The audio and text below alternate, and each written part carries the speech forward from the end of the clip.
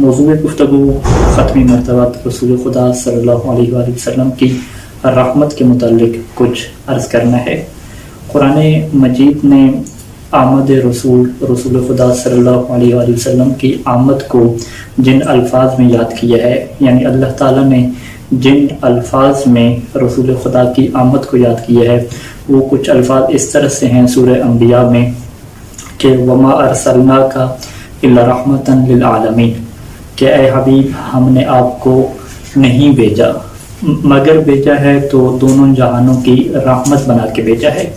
عربی تعبیر میں ما اور جو الا ہے یہ حصر کے لیے آتا ہے، یعنی حصر کا یہ مطلب ہے کہ فقط اور فقط، یعنی اللہ تعالیٰ نے پہلے نفی کر دی کہ ہم نے نہیں بھیجا آپ کو، اور اگر بھیجا ہے تو عالمین کے لیے رحمت بنا کے بھیجا ہے۔ جس طرح سے کلمہ توحید ہے کہ لا الہ، کہ کوئی بھی معبود نہیں ہے مگر کہ کون ہے معبود الا اللہ، سوائے اللہ کے، تو بالکل یہی انداز ہے آمد رسول کے تعارف کا اللہ تعالیٰ کا کہ اگر ہم نے رسول کو بھیجا ہے تو دونوں جہانوں کی رحمت بنا کے بھیجا ہے۔ رسول خدا کا وجود، رسول خدا کی ذات دونوں جہانوں کے لیے رحمت ہے، اور دونوں جہانوں کی رحمت کا یہ مطلب ہے کہ خود زمین و آسمان کے لیے بھی ان کی آمد رحمت ہے، اور زمین و آسمان سے ہٹ کے تمام انسانوں کے لیے، فرشتوں کے لیے، انسانوں سے ہٹ کے جانوروں کے لیے، حیوانات کے لیے بھی ان کی ذات رحمت ہے۔ اور یہ رحمت کا کیا تعلق ہے اور کیا حیثیت ہے اس کی، یہ بہت زیادہ روایات میں اس کے متعلق گفتگو موجود ہے۔ میں فقط ایک پہلو کو عرض کرنا چاہوں گا کہ جو حقوق کے حوالے سے جو رسول خدا صلی اللہ علیہ وآلہ وسلم ایک نظام لے کر آئے، ایک قوانین لے کر آئے، لوگوں کو تہذیب کی دنیا میں لے کر آئے، لوگوں کو ثقافت کی دنیا میں لے کر آئے، کہ آج ساری دنیا یہ اعلان کرتی ہے اور اس نعرے کے پیچھے جاتی ہے کہ ہمیں دوسروں کے حقوق کا دفاع کرنا ہے، خواتین کے حقوق کا دفاع کرنا ہے، ہم بچوں کے حقوق کا دفاع کرنا ہے، جانوروں کے حقوق کا دفاع کرنا ہے۔ تو یہ جو حقوق کا دفاع اور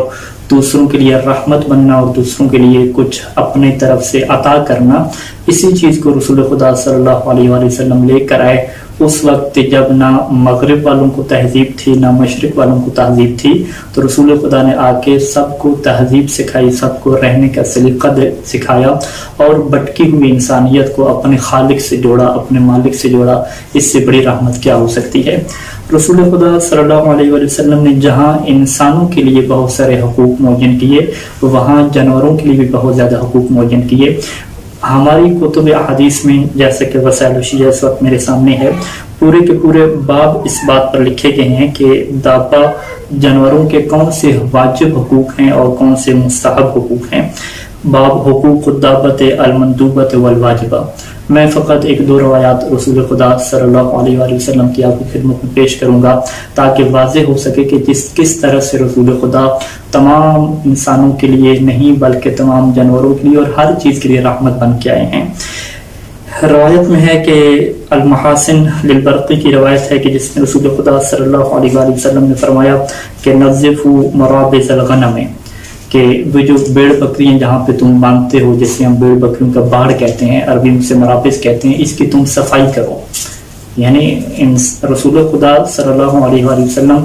بیڑ بکریوں کے جو مرابض ہیں، ان کے جو باڑ ہیں، ان کی صفائی کا حکم دے رہے ہیں۔ اور اگلا جملہ بہت ہی عجیب ہے، فرمایا کہ امسحوا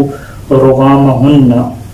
کہ امسحوا صاف کرو رغام۔ رغام کہتے ہیں جو ناک سے رطوبت نکلتی ہے، یعنی ایک بیڑ ہے، ایک بکری ہے، اس کی ناک سے رطوبت نکل رہی ہے تو اس کے چہرے کا جو حسن ہے اور جمال ہے اور خوبصورتی پہ اثر پڑتا ہے، تو رسول خدا نے فرمایا کہ تم لوگ اپنے جانوروں کی جو رغام ہے، جو ناک کی رطوبت ہے، اس سے بھی تم صاف کرو۔ یعنی ایسا رحمت والا رسول ہے کہ جس کو اتنی بھی فکر ہے کہ اگر تمہاری بیڑ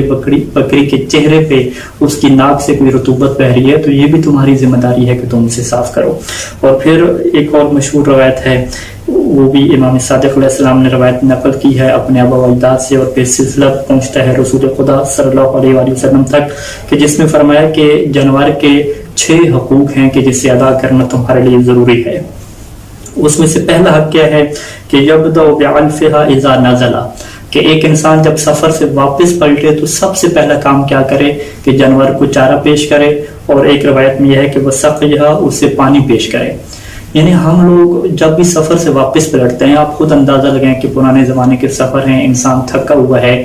چل کے آ رہا ہے، جانور کے اوپر بیٹھ کے آ رہا ہے، تو جب گھر پہنچتا ہے تو اب رسول خدا نے یہ فرمایا تمہاری پہلی ذمہ داری یہ نہیں ہے کہ تم خود پیو، تم خود کھا پی لو، نہیں، بلکہ تمہاری پہلی ذمہ داری یہ ہے کہ تم اپنے جانوروں کو پلاؤ پانی، اس کو کیا کھانا کھلاؤ۔ یہ پہلا حق ہے کہ سفر سے جب بھی واپس پلٹو، اگر کھانے پینے کی ابتدا کرو تو اپنے جانور کو سب سے پہلے کھلاؤ، اپنے جانور کو سب سے پہلے پانی پلاؤ۔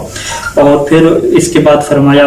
کہ وَيَعْرِضُ عَلَيْهِ الْمَاءَ إِذَا مَرَّ بِهِ، کہ جب بھی کسی جانور کے پاس سے گزرو تو اسے پانی پیش کرو، ہو سکتا ہے کہ وہ پیاسا ہو، یعنی اس بات کی تحقیق کرو، اسے پانی پیش کر دو۔ اور پھر فرمایا کہ وَلَا يَضْرِبْ وَجْهَهُ، دیکھو جانور کے چہرے پہ کبھی نہ مارنا، اس کے چہرے پہ مارنے سے منع فرما دیا۔ اور ایک اور اہم چیز فرمائی کہ لَا يُحَمِّلُهَا فَوْقَ طَاقَتِهَا، کہ جانور کی طاقت سے بڑھ کر اس کے اوپر کوئی چیز بھی سوار نہ کرو۔ اور ایک اہم نقطہ یہ فرمایا کہ دیکھو وَلَا يَتَّخِذُ ظَهْرَهَا مَجَالِسَ يَتَحَدَّثُ عَلَيْهَا، جانور کی پیٹھ پہ بیٹھ کے ایک دوسرے سے گفتگو کرنا شروع نہ کر دو۔ یعنی ہم لوگ دیکھتے ہیں کہ انسان گھوڑے پہ آ رہا ہے، جانور پہ آ رہا ہے، تو ادھر وہ جانور کی پیٹھ پہ وہ کیوں سواری کر رہا ہے؟ تاکہ وہ اس کے سفر میں اس کے لیے معاون بنے اور اسے وہ لے چلے اس کی منزل تک۔ تو پیغمبر صاحب نے یہ منع فرمایا کہ اگر تم گھوڑے کی پیٹھ پہ اور گفتگو کرنے کا تمہارا پروگرام ہو اپنے ساتھی کے ساتھ، تو گھوڑے سے نیچے اتر جاؤ، جانور سے نیچے اتر کے تم گفتگو کرو، تم اس کو اذیت اور تکلیف نہ دو۔ ہاں اگر تم سفر پہ جا رہے ہو تو پھر تم بیٹھو۔ فرمایا کہ دیکھو تم جانوروں کی جو کمر ہے، ان کی جو پشت ہے، ان کو اپنی گفتگو کے لیے استعمال نہ کرو کہ اس کے اوپر بیٹھ کے تم ایک دوسرے سے گپیں لگا رہے ہو، اس چیز سے منع فرما دیا۔ اور اس کے بعد فرمایا کہ چہرے کے اوپر کیا ہے نہ مارو۔ اور یہ جو ہے وہ یہی روایات جو ہیں، انہی روایات میں ایک چیز یہ بھی ہے کہ ولا یسمھا، جانوروں کو جو ہے وہ کوئی چیز داغ کر ان کے اوپر نشان بھی کیا نہ بناؤ، کیونکہ لوہے کے داغی چیزیں داغی جاتی تھیں اور نشان بنائے جاتے تھے۔ ان جیسی روایات میں بہت ساری چیزیں ایسی ہیں کہ جو ہمیں ایک جھلک ہمیں دکھاتی ہیں کہ رسول خدا کس طرح سے رحمت بن کے آئے۔ اور اگر آپ انسانیت کے لیے رحمت میں دیکھیں تو مرحوم کلینی علیہ رحمہ نے ان روایات کو لکھا ہے کہ جس میں رسول خدا فرماتے ہیں کہ ما من شیء یقربکم من الجنت، کوئی ایسی چیز نہیں ہے کہ جو تمہیں جنت سے قریب لے جائے اور تمہیں آگ سے دور لے جائے، الا وقد امرتم بہ، مگر یہ کہ میں نے اس کے بارے میں تمہیں حکم دے دیا ہے، تمہیں بتلا دیا ہے، اور جو چیز تمہیں آگ کی طرف لے جائے گی میں نے تمہیں اس سے روک دیا ہے۔ اس سے بڑی رحمت کیا ہو سکتی ہے کہ ایک شخص آئے اور وہ آپ کو نفع نقصان کے بارے میں آگاہی دے اور آپ کو ہلاکت سے بچائے۔ اور اسی وجہ سے روایت ہے کہ قیامت کے دن جب ہوگا اور ہر کسی کو اپنی پڑی ہوئی ہوگی، اور یہ روایت کے الفاظ ہیں کہ فما خلق اللہ عبدا من عبادہ ملک ولا نبی، کہ اللہ تعالیٰ کے جو بھی بندے ہیں چاہے وہ فرشتے ہوں یا نبی ہوں، حتیٰ کہ نبی بھی اس میں شامل ہے، الا وینادی، وہ قیامت کے دن حشر میں کیا کہہ رہے ہوں گے، یا رب نفسی نفسی، اے اللہ نفسی نفسی، میری جان کا خطرہ ہے مجھے بچا لو۔ لیکن رسول خدا کی کیا حالت ہوگی، وانت تقول یا رب امتی امتی، اور رسول خدا یہ نہیں کہہ رہے ہوں گے کہ میرے بارے میں اپنی فکر نہیں کہہ رہے ہوں گے، رسول کی زبان پہ ایک ہی لفظ ہوگا کہ امتی یا رب امتی امتی، اے اللہ اے پالنے والے میری امت کا کیا بنے گا، میری امت کے بارے میں کیا حال ہوں گے۔ اسی وجہ سے ختمی مرتبہ نے ایک دفعہ اپنی رحمت کے بارے میں جب ارشاد فرمایا تو لوگوں سے کہا کہ دیکھو میرا زندہ رہنا تمہارے درمیان یہ بھی تمہارے لیے رحمت ہے، اور میرا تمہارے درمیان سے چلے جانا یہ بھی تمہاری رحمت ہے، کیونکہ اگر میں تمہارے درمیان میں موجود ہوں تو تمہارے اوپر کوئی عذاب نازل نہیں ہوگا، اور اگر میں تم سے چلا گیا تمہیں چھوڑ کے تو اس کا پھر کیا نتیجہ ہوگا، پھر کیسے میں رحمت بنوں گا، کیونکہ تمہارے اعمال میرے پاس پیش ہوں گے۔ جب تمہارے اعمال میرے پاس پیش ہوتے ہیں اس میں کوئی نیکی دیکھتا ہوں تو میں تمہارے لیے دعا کرتا ہوں کہ اس نیکی میں اضافہ ہو، اور اگر تمہارے اعمال میں کوئی برائی دیکھتا ہوں تو میں تمہارے لیے دعا کرتا ہوں کہ اللہ تمہاری مغفرت فرمائے۔ اسی وجہ سے سمعہ کہتا ہے کہ امام صادق علیہ السلام موجود تھے، اور امام صادق علیہ السلام نے فرمایا کہ ما لکم تسوؤون رسول اللہ، کہ تمہیں کیا ہو گیا ہے اور تمہیں حق نہیں پہنچتا کہ تم اللہ کے رسول کو اذیت دو، اللہ کے رسول کو تکلیف نہ دو۔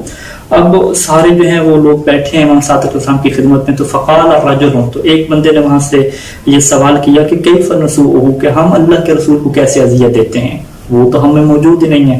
تو امام نے فرمایا کہ فقال اما تعلمون، کیا تمہیں اس بات کا علم نہیں ہے کہ ان اعمالکم تعرض علیہ، کہ تمہارے اعمال رسول خدا کی خدمت میں پیش ہوتے ہیں، انہیں پیش کی جاتے ہیں کہ تم لوگ کیا کر رہے ہو۔ فَإِذَا رَأَى فِيهَا مَعْصِيَةً، اور جب اللہ کا رسول صلی اللہ علیہ وآلہ وسلم تمہارے اعمال میں معصیت اور گناہ کو دیکھتے ہیں، سَاءَهُ ذَلِكَ، اس وجہ سے اللہ کے رسول کو تکلیف پہنچتی ہے، فَلَا تَسُوءُوا رسول اللہ، تم اللہ کے رسول کو کبھی تکلیف نہ دینا، وَسُرُّوهُ، اور اللہ کے رسول کو ہمیشہ خوشی دینا۔ تو امام صادق علیہ السلام کا یہی پیغام ہے کہ اے اللہ کے رسول کو ماننے والوں، کبھی بھی اپنے نبی کو اذیت اور تکلیف نہ دینا، کوئی ایسا برا عمل نہ کرنا، کوئی ایسا گناہ کا عمل نہ کرنا کہ جس سے اللہ کے رسول کو اذیت پہنچے۔